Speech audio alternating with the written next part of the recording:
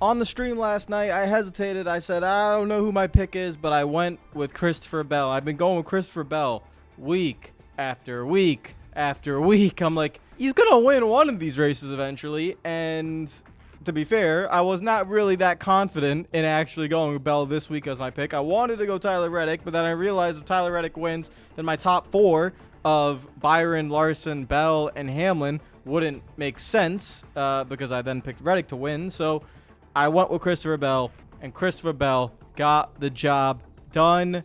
Not due to his pit crew. Not due to his pit crew. That 20 pit crew is an absolute disgrace. I'm so sick and tired of how many times Christopher Bell loses spots on pit road in the most ridiculous situations. It's really, really annoying. But forget that. Comes back, wins today. And that is why, guys, I feel like I'm kind of alone on this ship. Christopher Bell has always been an extremely talented race car driver. The one, in my opinion, the one guy who has been able to challenge Larson in really all disciplines of racing that Larson does as well. Bell is that dude. Bell is that guy. All right? He is... I'm not saying he's as good as Larson, but he is someone that is severely underrated in the NASCAR community. And I am hoping that you guys might be able to finally see what I see in him. He is in my top 5 of most talented drivers. You could even argue top 3. Larson will remain number 1. You could debate the rest. But this guy is so talented, man. And I'm really, really happy to see him win. Now, of course, let's just make this very clear. He drives for Joe Gibbs Racing. That is why the majority of people don't care or don't like him, okay? It is what it is. If you drive a Toyota and you drive for Joe Gibbs Racing, you will not be liked. And I can say that because I'm a Hendrick Motorsports fan, all right? So I understand that when you drive for Hendrick Motorsports and you drive a Chevy and you got Jimmy Johnson, Jeff Gordon, everybody... You're a fan. Kyle Busch goes from Toyota to Chevy, and you see all the nonsense that it seems like Joe Gibbs Racing was doing to him. He goes to Chevy. Next thing you know, he's getting cheered, right? And then what I've been saying for Kyle Busch and how he plays a character that you all get fooled into. Oh, but now everyone likes him. Kumbaya. Let's go. Guys, it is what it is. If you drive for Joe Gibbs Racing, you're not going to be liked. So maybe one day Christopher Bell can leave Joe Gibbs Racing. But if I was driving for Joe Gibbs Racing, I would stay at Joe Gibbs Racing because other than Hendrick Motorsports, you want to be at Joe Gibbs Racing. How's it going, everyone? That was a really long little intro soliloquy. I want to give a shout out to all the Patreon members, as always, for supporting the channel. You guys are the absolute best. Thank you guys so much for watching and supporting. I have a goal of ending this video in 15 minutes and 45 seconds because Sky's dinner is cooking right now. Yes, I cook him chicken and rice. Sky is my dog, if you guys don't know.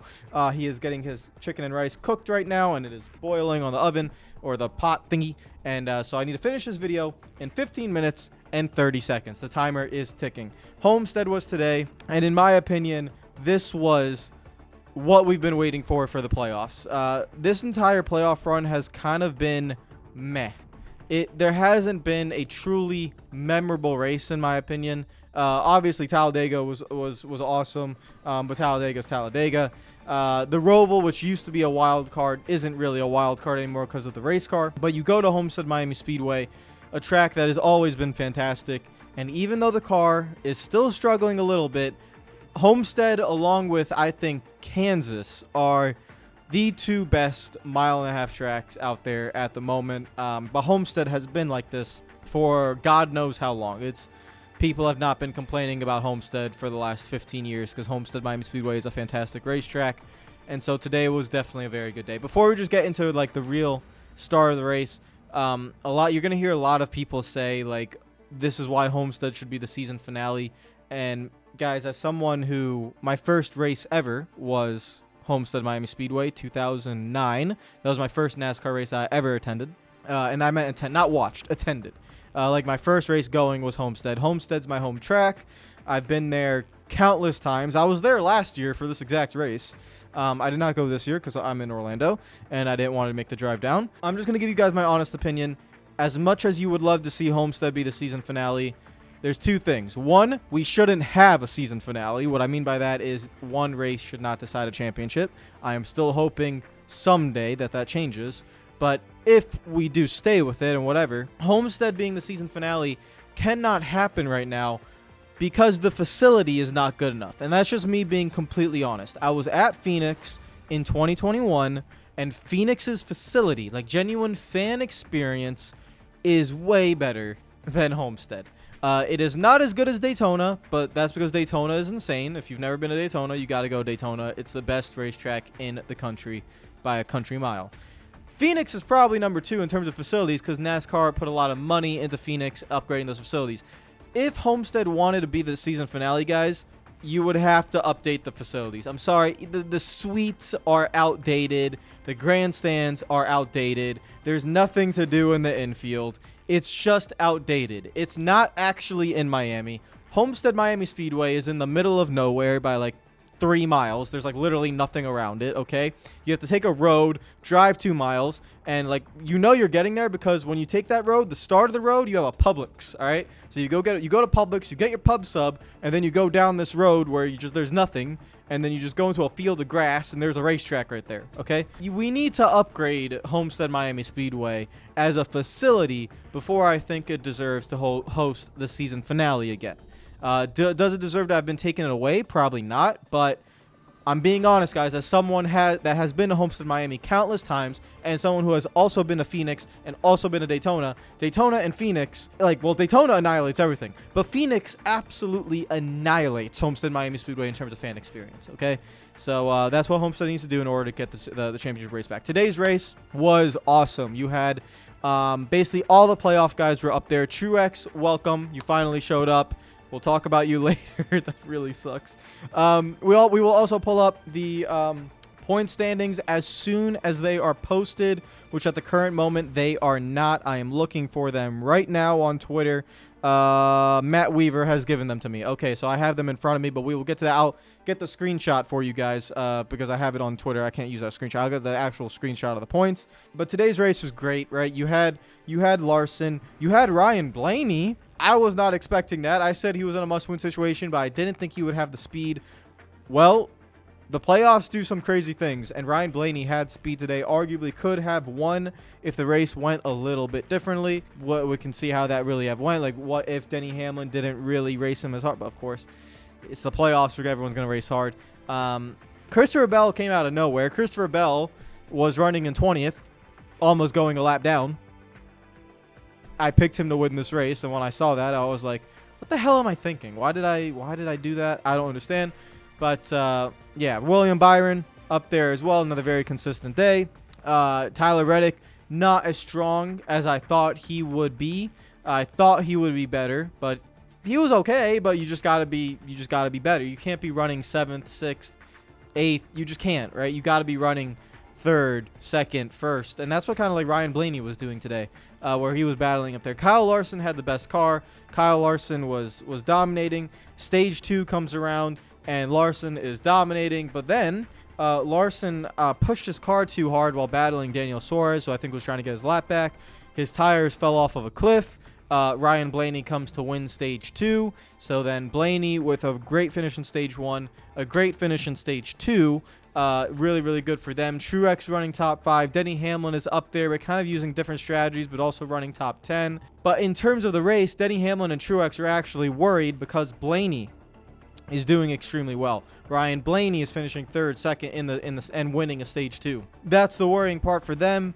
66 or somewhere around there laps to go, coming down for green flag pit stops. Ryan Blaney, Kyle Larson. Larson's trying to chase down Blaney. They come down for green flag stops, and Larson smacks the water barrels because he just overshot it. Now, he doesn't think he overshot it, and maybe he did it. It did look like he did overshoot it a little bit, but I don't know. We'll see based on the data that he has. But Blaney was fine from that. He was okay. Maybe that damage. There was a little bit of contact from Larson to Blaney on the right rear, and it just seemed like since then Blaney struggled a little bit. His car didn't go like it did when he was battling Larson.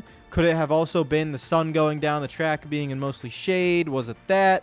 I don't know, but I feel like that little bit of right rear damage maybe played a bigger part than we think when it comes to Blaney challenging for the win. Not competing for a top 5. He was still good enough for that. But challenging for a win, that little bit of right rear damage when Larson hit him while trying to avoid him might have cost that. But yeah, Larson's day is done from that. But it doesn't, for the race win, it matters. For him as a whole, it doesn't really matter. He showed speed. He's going to go to Phoenix, run the simulator. It is what it is. Final runs come around. Cautions breathe cautions. A little bit more really hard racing between Denny Hamlin and Ryan Blaney as well, which puts both of them back, which opens the door for Christopher Bell, who came out of literally nowhere in the final 100 laps of this race. The ultimate opportunist just comes in, takes it. Martin Truex Jr.'s engine blows up. Denny Hamlin has a steering failure while running in third and goes straight to the wall. The chaos ensued in the final 60 laps of this race, while also there was really good racing at all times. This race was not fantastic because Truex blew an engine or Denny Hamlin and Ryan Blaney raced really hard or whatever. This race was fantastic because you genuinely had really good, solid racing that amongst the leaders. We had a lot of lead changes and everything. And then you also got the playoff implications and the chaos that happens at the end of the race. And then you also got the final 30 laps where there's basically a 3-car battle. Can Bell win the race? Can William Byron win the race? Can Ryan Blaney pass William Byron and get up to Christopher Bell? It was a really good race, guys. It was a really, really, really good race. I enjoyed every second of it. Much better than Homestead race last year. So, yeah, and that was because I was in the stands for that one. I feel like Homestead, while attending, sometimes could be a little bit boring, but on TV, it's just a lot. Like, Homestead's kind of a weird track. On TV, it's actually better than in person. In person, the cars actually look quite slow. They look like they're in slow motion in person, but on TV, it's definitely really cool because you can see just how much they're fighting it and how slick it is. All right, I'm going to read out the point standings in front of me. I'll have a screenshot for you guys as well. So Kyle Larson, Christopher Bell advanced. William Byron plus 30. This is what you do when you run consistently in stages. You don't have any DNFs, and you already won. You basically almost won the regular season championship. You have plenty of playoff points. You are able to head to Martinsville with a 30-point advantage. And even if Tyler Reddick, Denny Hamlin, Martin Truex Jr., or Chris Buescher wins, you still have a 20-point advantage over Ryan Blaney. So William Byron is in really good shape as long as he just does what he does, has been doing. If you finish 15th at Martinsville, you're fine. All right. So literally just you're okay. So all William Byron has to do is not DNF, don't wreck, don't have any issues at Martinsville. Get some stage points along the way. You'll be completely fine. Qualifying is going to be extremely important because obviously passing is going to be very difficult, unfortunately, with this race car at Martinsville. Ryan Blaney.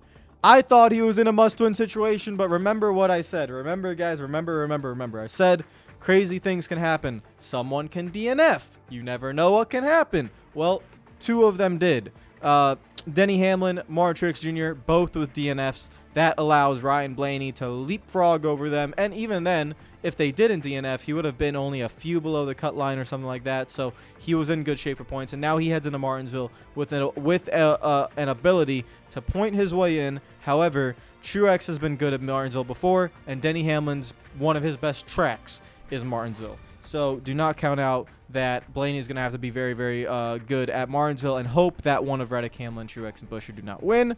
Denny Hamlin and Martin Truex Jr. are not necessarily in must-win situations. Remember, Penske have not had the greatest speed this season. It is not inconceivable to think that Blaney runs 9th or 10th or maybe outside the top 10, and either Denny Hamlin or Martin Truex Jr. can be in the top 3 at Martinsville. And if you do both stages like that, then you make up that point difference on Ryan Blaney already. So it's not inconceivable. You are not in a must-win situation. You just have to do extremely well and compete for the win at Martinsville, and you still might be able to point your way in. And again, there still could be DNFs, so just think about that. And then Chris Buescher had just a terrible day. Was really, really bad all day today. 43 points behind. Must-win situation. I don't really see it, but crazier things have happened, so let's see if he can do it. Guys, I'm still going to stick with my prediction, honestly. I said Kyle Larson, Christopher Bell. I have 3 minutes and 37 seconds before the video has to end. Kyle Larson, Christopher Bell, William Byron, Denny Hamlin. That was my top 4, and I'm sticking with it. I still think, even though, and I kind of hope I'm wrong, I'd love to see Ryan Blaney win a championship, but there's another thing about this that I would not love to see. Ryan Blaney does not deserve a championship. Not this season. Not even close. Like, not even remotely close. Like, no way. Okay? So, if I were to see Ryan Blaney win the championship this season, it would be... I love Ryan Blaney. I love him. Genuinely, he's a great personality. I think he's great for the sport. But that would leave a really nasty taste in my mouth, just seeing that. And it would further make me speak up, because I have not spoken up about it, because I don't really speak up about these things anymore. I don't really care enough to speak up about them. You can't decide this thing in one race. You can't. And if Blaney were to win the championship, it would just further prove how stupid all this is, and the reason why us fans just don't care about watching the majority of the season. Like, I just am not going to care what's happening in April, May, June, July, August, even March. I just won't care, because it doesn't matter. The only thing that matters is late September, October, and November. Not even the round of 16 matters, because you put too many people in the playoffs. It should have been 12 or 10, not 16. Genuinely, guys, when it comes to championships, I only have 1 minute 59 seconds to talk. When it comes to championships, I do not care at all about it during the season until September. Okay? That's not okay. It does not. This is not basketball where you can glide through a regular season and then you get to the playoffs and you start caring. This is not stick and ball. This American mindset of playoffs has to stop when it comes to motorsports. And whenever NASCAR gets around to that quicker, that would be great. But we'll see how it goes for them. That's what would happen if Blaney gets in my opinion. I still think Denny Hamlin's going to run extremely strong at Martinsville. I might even think he wins. I have not picked someone to win at Martinsville yet, but I don't see where do people qualify. That's going to be very important. Qualifying is so important, guys. Please watch qualifying. I have 1 minute and 9 seconds to finish this up, guys. It was a fantastic race. Let me know what you think in the comments down below. I have to go cook my dog dinner, okay? This might get up a little bit late because I know, I cook my dog dinner, right? I'm not even cooking myself dinner. I'm cooking my freaking dog dinner. But that's what he deserves. He's the king of the channel. We understand that. There might be merch coming out soon, by the way, with my dog basically on it. So if you want to support the channel and buy merch, stick around soon for that. Hit the like button if you enjoyed the video. Subscribe for news. Share this around with your friends. Comment down below. What did you think of today's race? And what do you think is going to happen next week at Martinsville? I pray to God we get a good race, but I just don't see it with the next-gen car, unfortunately, at Martinsville. But we will see. I hope for chaos. I hope for... The one thing I hope for is tempers. I want tempers. Give me tempers flaring, baby. Take care of yourselves, guys. I will see you guys tomorrow for another video. Follow me on Twitter if you're not already. Subscribe if you're new. And I will see you guys tomorrow. This video ends in 10 seconds. I'm going to carry out the last 10 seconds. How are you guys? How are you guys? 7, 6. This video is going to stop. In 5, 3, 2, 1. Bye.